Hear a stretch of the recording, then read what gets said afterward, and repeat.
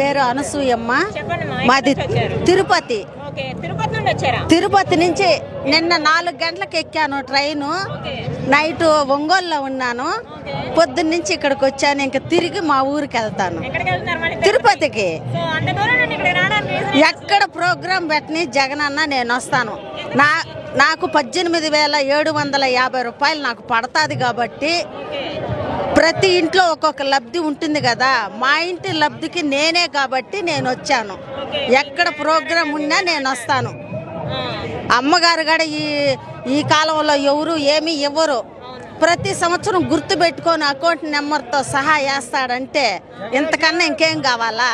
కాబట్టి నా అన్న కొడుకు, నా మేనల్లుడు ఎక్కడున్నా కూడా జై జగన్, జై జగన్, అంతే అంతే.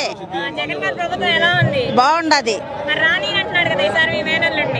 మేనల్లుని రాని అనేదానికి వాడు పప్పుగాడు, వాడికి నోరే తిరగదు. మా ఊరు పక్కనే నారవారి పెళ్లి వాళ్ళది. ఎవరు ఎర్ర బుక్ కాదు, నల్ల బుక్ రాసుకొని ఏంటికి ఉపయోగమా? తిరుపతికి వచ్చినా కూడా మేము ఎవరే కాని పోం. ఆయన ఎప్పుడైనా వస్తాడు, మేము వెళ్ళాం. ఎక్కడున్నా వెళ్తాం. వైఎస్ రాజశేఖర రెడ్డి అభిమానిని, ఎక్కడున్నా వెళ్తాను. వాడేవుడు రాని అనేదానికే. వాడు అమ్మాయిలు బ్రోకరు, అమ్మాయిల్ని పెళ్ళిళ్ళు చేసుకుంటాడు కాబట్టి వాడెందుకు పనికి వస్తాడు?